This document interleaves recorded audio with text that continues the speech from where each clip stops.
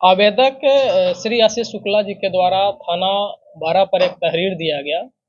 तहरीर में उनके द्वारा बताया गया कि उनका पुत्र जो कि बालिग था, 19 साढ़े 19 साल उम्र थी, वो दिनांक 9/1/2024 को अपने घर से अपने कॉलेज के लिए निकला था, लेकिन वो कॉलेज नहीं आया था।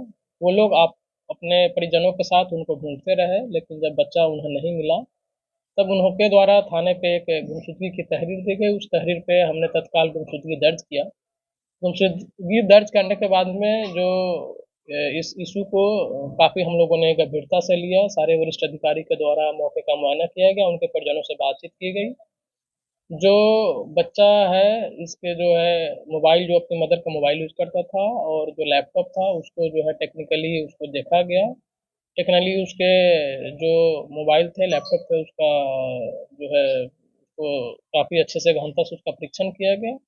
जो कुछ चीज़ें उसमें समय प्रकाश में आई, जो चीज़ें कुछ हमें इनपुट मिले, लीड मिले, और बच्चे के द्वारा एक जो है डायरी पे भी कुछ चीज़ें जो है लिखी गई थी, जिसका अवलोकन मेरे द्वारा किया गया था। उसके बाद में हमने इसमें से 6 टीमें बनाई थी। 6 टीमों में लगभग जो 30 हमारे पुलिसकर्मी थाना बर्रा से और अन्य थानों से, जो पूरे ज़ोन के अन्य अलग-अलग थानों हैं, वहाँ से हमने इसकी टीमें बनाई थी, और सर्विलांस की टीम भी उसमें, साइबर की टीम, सभी लोग लगे हुए थे।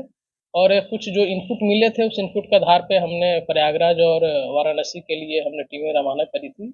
इसके अलावा कानपुर से जो भी एग्जिट पॉइंट हमारे हैं, चाहे कानपुर सेंट्रल रेलवे स्टेशन हो, या जितने हमारे झक्करकट्टी बस स्टैंड हो, फजलगंज हो, रामा देवी हो, यशोदानगर बाईपास हो, जितने हमारे यहाँ पॉसिबल एग्जिट हो सकते हैं कानपुर से बाहर जाने के, सभी जगह पे हमारी टीमें जो है लगी हुई थी। लगभग हम लोगों ने 250 सीसीटीवी कैमरे जो है पिछले 3 दिनों में हमने देखा था। और प्रयागराज में भी हमारी टीमें गई थी, वहाँ पे भी लोगों से जो है हम बातचीत कर रहे थे। और अल्टीमेटली जो है बच्चा जो है बनारस में जो तुलसी घाट है, भेलूपुर थाना क्षेत्र लगता है, वहाँ से बच्चे को सकुशल बरामद कर लिया गया है और उनके परिजनों को सुपुर्द कर दिया।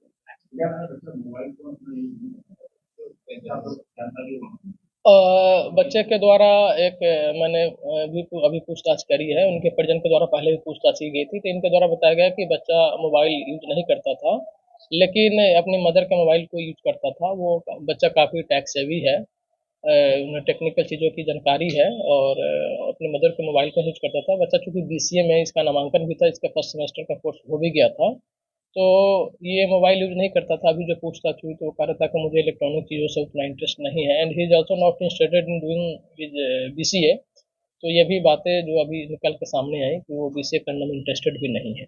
कैसे पहुंच सकी वहां तक? जो मैंने आपको बताया कि जो मोबाइल और लैपटॉप था, उसको टेक्निकली हम लोगों ने देखा, सर्विलांस के माध्यम से उसको देखा, और जो उसमें कुछ लीड मिले थे, टेक्निकल जो चीज़ें थी, उसके आधार पे हमें लगा कि ये बच्चा या तो प्रयागराज जा सकता है या बनारस जा सकता है। 2 पॉसिबिलिटी थी, दोनों जगह हमने टीमें भेजी थी और हमें सफलता हासिल। वजह क्या थी? ये जो अपनी मर्ज़ी से बच्चे के द्वारा बताया कि मैं अपनी मर्ज़ी से गया हूँ, और मैं अभी कुछ समय चाहता हूँ, मैं बीसीए नहीं करना चाहता हूँ, और अभी मुझे कुछ टाइम चाहिए अपने सोचने के लिए कि मैं अपने फ्यूचर में क्या करूँगा, नहीं करूँगा। उनके परिजन भी आए थे, उनके मदर-फादर भी थे, उनके रिलेटिव्स भी थे। उनसे भी मैंने रिक्वेस्ट करी कि बच्चा अगर अपना कुछ समय चाह रहा है अपने भविष्य के लिए, तो इनको कुछ समय दे दिया जाए, क्योंकि बच्चा बालिग है, सोच समझ रहा है, पढ़ने में भी अच्छा है।